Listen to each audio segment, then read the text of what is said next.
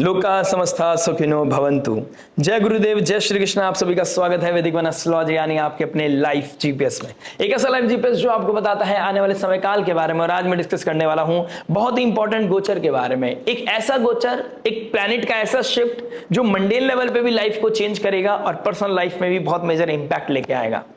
एक ऐसा ग्रह जो ग्रोथ का कारक है, एक्सपेंशन के कारक है, वृद्धि लेके आता है, धर्म की स्थापना करता है, हमारी लाइफ में वेल्थ का कारक है, जो हमारी लाइफ में फैमिली, बच्चे, इंटरनल पीस, हैप्पीनेस का जो कारक है वो कहीं ना कहीं शिफ्ट करने वाला है अपनी बेस्ट पोजीशन में।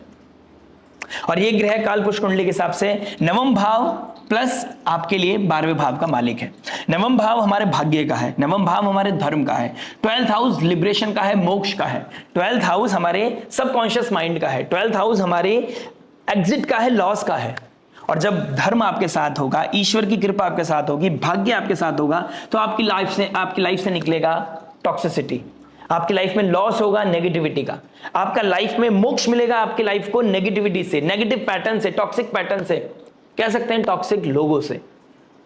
यह समय आपकी लाइफ में क्लैरिटी लेके आने वाला है। गुरुदेव बृहस्पति का 4th हाउस में ट्रांजिट करना जो इमोशनल वेलबींग का होता है, हमारा हार्ट होता है, हमारा कंफर्ट होता है, हमारा होम एनवायरनमेंट होता है। तो यहां पर गुरुदेव बृहस्पति का आना और शनि के ट्राइन में बैठना, जल तत्व राशि में बैठे हैं शनिदेव, यानी कि पाइसेस साइन में शनिदेव वक्री होकर गुरुदेव की राशि, गुरुदेव के नक्षत्र में बैठे हैं, और गुरुदेव बृहस्पति अब चले जाएंगे जल तत्व राशि में। तो ये जो एंगल बन रहा है ये कहीं ना कहीं जल तत्व राशि को बहुत ज्यादा एक्टिव कर रहा है। तो इमोशनल वेलबींग को क्लैरिटी मिलना, हमारे इमोशंस को एक हीलिंग मिलना, कहीं ना कहीं धर्म की स्थापना होना, राइट और रॉन्ग में कहीं ना कहीं क्लैरिटी पता चलना। जिन लोगों की लाइफ में एक कंफ्यूजन चल रहा था, बीट प्रोफेशनल बीट पर्सनल, वहां पर क्लैरिटी आती हुई नजर आएगी, एक्सपेंशन नजर आएगा, पुश मिलेगा और आप अब सही राइचियसनेस के लिए लड़ने वाले हो, अपनी लाइफ को हील करने के लिए कहीं ना कहीं मेजर स्टेप, बोल्ड स्टेप लेने वाले हो, क्योंकि शनिदेव और गुरुदेव बृहस्पति मिलकर अपनी लाइफ को अब क्लियर करने वाले हैं। अब जब गुरुदेव बृहस्पति का यहां पर ट्रांजिट हो रहा है चंद्रमा की राशि कैंसर साइन में, तो उस समय चंद्रमा की क्या पोजीशन होगी उस चीज को भी देखना बहुत जरूरी होगा। गुरुदेव बृहस्पति जब पुनर्वसु नक्षत्र में ट्रांजिट करेंगे और राशि परिवर्तन करेंगे, उस समय चंद्रमा होंगे उत्तरा फाल्गुनी नक्षत्र में, जो सूर्य का नक्षत्र है, और सूर्य का नक्षत्र वो पड़ता है वर्गो साइन में, और वर्गो साइन में बैठे होंगे नीच राशि के शुक्रदेव, और वहां आएंगे चंद्रमा। तो ये चंद्रमा और शुक्रदेव की युति बनना और शनि के बिल्कुल डायरेक्ट एस्पेक्ट में होना, यह बताता है कि वर्गो साइन ऑडिटिंग का है, वर्गो साइन बहुत एक्टिव है, वर्गो साइन अवेयरनेस देता है, वर्गो साइन कहीं ना कहीं डिसीज को, डेली हर्डल्स को दिखाता है, प्रैक्टिकल डिसीजंस को दिखाता है। तो कहीं ना कहीं यहां पर प्रैक्टिकलिटी आपकी लाइफ में आएगी, आप कुछ प्रैक्टिकल और बोल्ड डिसीजन लेते हुए नजर आओगे। यानी कि जिस समय गुरुदेव बृहस्पति ट्रांजिट करेंगे तो उस समय का जो स्नैपशॉट है, चंद्रमा उत्तरा फाल्गुनी नक्षत्र में शुक्र के साथ युति बनाते हुए वर्गो साइन में होंगे, तो practical auditing, practical bold decisions को यहां पर कहीं ना कहीं पुश मिलने वाला है। शनिदेव को जो मैसेज मिलेगा गुरुदेव बृहस्पति का नवम एस्पेक्ट से कि मैं अब क्लैरिटी चाहता हूं, मैं अब लाइफ में हीलिंग लेके आना चाहता हूं, लेकिन मैं आपको मैसेज दे रहा हूं कि अब इस चीज को प्रमोट किया जाए, इस चीज को पुश किया जाए। तो अब जो भी नेटिव आप है, जो भी लाइफ में जिस चीज को लेके भी आप एस्केप कर रहे थे, अब आप एस्केप नहीं कर पाएंगे, अब आपको वो अवेयरनेस भी मिलेगी, अब आपको वो पुश भी मिलेगा। कहीं ना कहीं बहुत मेजर ट्रांसफॉर्मेशन आपका वेट कर रहा है। ये ऑल्दो 5 दिसंबर तक का ट्रांजिट है, 5 दिसंबर से पहले के बाद फिर ये दोबारा जेमिनी साइन में चले जाएंगे, राहु के ट्राइन में चले जाएंगे। लेकिन फिलहाल ये कुछ दिन आपके लिए अबेंडेंस, ग्रोथ, हैप्पीनेस के हैं, लाइफ में क्लैरिटी के लिए हैं, ये बीज डालने के लिए हैं, वो बीज जो आपको आने वाले समय में एक बहुत बड़ा वृक्ष मिलेगा। और जिस धर्म के पाथ पे आप चलेंगे, जिस तरीके से चलेंगे, इस महाभारत को हील करने के लिए और धर्म की स्थापना करने के लिए आप जिस भी पक्ष में खड़े होंगे, उस पक्ष का आपको पूर्ण रूप से सपोर्ट करना पड़ेगा। अब उसके कॉन्सिक्वेंसेस भी आपके साथ जुड़ेंगे। अब आपको देखना आप नारायणी सेना की तरफ है या नारायण की तरफ है।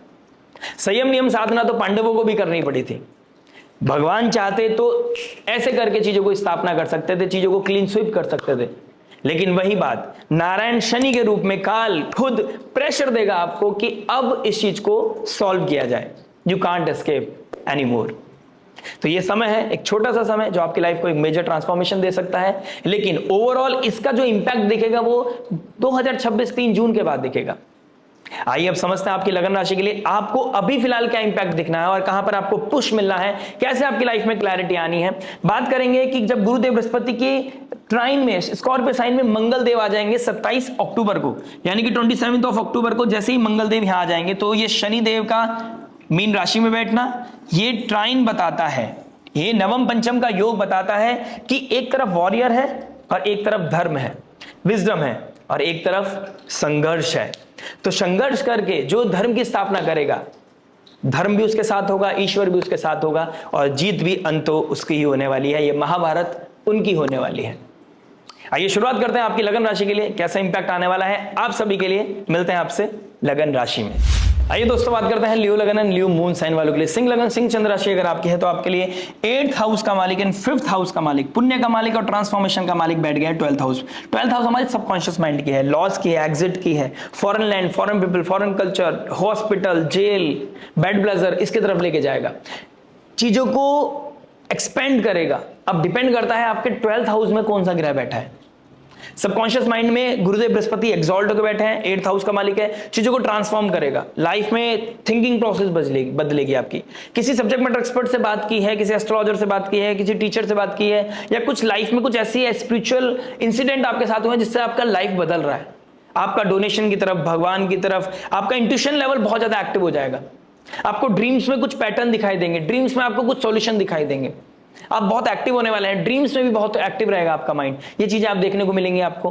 बेड ब्लेजर की तरफ अगर आप जाते हैं कुछ एमएल, यहाँ पर मंगल बैठा है आपके 12th हाउस में, तो यहाँ पर आपका बेड ब्लेजर बढ़ सकता है, आप सेक्सुअल एक्टिविटी की तरफ आप जा सकते हो। अगर यहाँ पे वीनस बैठा है और शनि के ट्राइन बैठे तो कहीं ना कहीं आपका किसी सीक्रेटिव रिलेशनशिप की तरफ आप जा सकते हो, तो ये चीजें भी एक्टिव होंगी। देखिए बहुत कुछ मैटर करता है आपके पर्सनल नेटल चार्ट में कौन सी दशा महादशा चल रही है, कहां पर कौन सा योग बन रहा है, और ये मोक्ष त्रिकोण योग यहाँ पर ट्रिगर कर रहा है, यानी कि 4th, 8th and 12th house active हो रखा है। तो 4th हाउस का मालिक जब 4th में आ जाएगा और गुरुदेव बृहस्पति एक्टिव करेंगे, यानी 27 ऑफ अक्टूबर के बाद चीजें हीलिंग होगी, लाइफ में क्लियर होगी। यानी कि मैरिड लाइफ में एक होम एनवायरनमेंट को टॉक्सिसिटी चल रही थी, कहीं ना कहीं वहां पर कुछ क्लैरिटी होगी।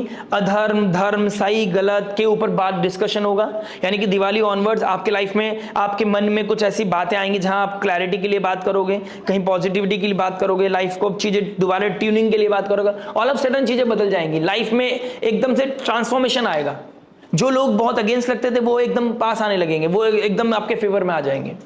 कहीं ना कहीं होम एनवायरनमेंट में कुछ ना कुछ शिफ्ट आने वाला है, या फिर मोक्ष त्रिकोण है तो किसी चीज से मोक्ष मिलेगा। हो सकता है घर से दूर जाना पड़ रहा हो, आपके मन में आ सकता है घर से दूर चले जाने का, आपको फॉरेन लैंड कहीं ट्रैवल करना, या फिर आपका करियर बाहर हो जाए, आप फॉरेन लैंड चले जाएं, फॉरेन ट्रैवल करें, आप अपने जो अभी प्लेस है उससे शिफ्ट करके आप कहीं और जाके शिफ्ट हो जाएं, जॉब पर्पज से, किसी वजह से आप घर से दूर जाने की कोशिश करेंगे, या फिर कुछ, अब देखिए डिपेंड करता है आपके नेटल चार्ट पर ही।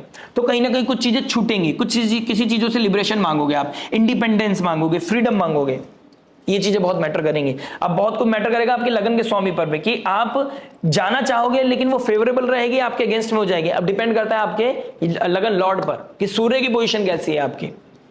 प्लस 5th लॉर्ड 12th में है तो कोई लव रोमांस ट्रिगर हो सकता है, कोई फॉरेन लैंड, कोई फॉरेन पीपल, कोई ना कोई इंसान आपकी लाइफ को क्रॉस करेगा और आपके उसकी तरफ कोई डेडिकेशन हो सकता है, कोई डिवोशन हो सकता है, कोई आपको एकदम से हिट कर सकता है, आपकी कनेक्टिविटी बिल्डअप हो सकती है।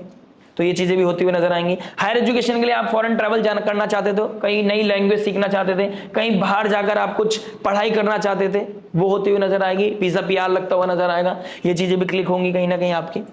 गुरुदेव बृहस्पति का एस्पेक्ट पड़ेगा 4th हाउस पे, तो कोई लैंड प्रॉपर्टी इनहेरिटेंस को लेकर कोई प्रॉब्लम आना, या फिर कोई नई लैंड प्रॉपर्टी खरीदना, कोई घर में डिवाइडेशन होना, नए अलग अलग घर होना, इस तरह की चीजें भी होती हुई नजर आ रही हैं।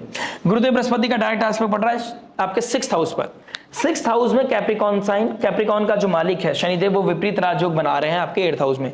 ऋण रोग शत्रु से का खत्म होना, उनसे मुक्ति पाना, उनसे लिबरेशन पाना, नेगेटिविटी से मुक्ति पाना, घर में कोई नेगेटिव एनवायरनमेंट था वहां से कोई मुक्ति पाना, आपकी प्रोफेशन में कोई नेगेटिविटी थी, पॉलिटिक्स हो रही थी, आपके साथ कोई क्योटिक सिचुएशन क्रिएट कर रहा था, आपको नीचे गिराने की कोशिश कर रहा था, वहां पे कोई ना कोई चीजें हीलिंग आएगी, क्लैरिटी आएगी, आपको पता चलेगा कौन आपका है, अपना है, कौन आपका अपना पराया है। तो कहीं ना कहीं वहां भी कुछ चीजें ट्रांसफॉर्म करेगी।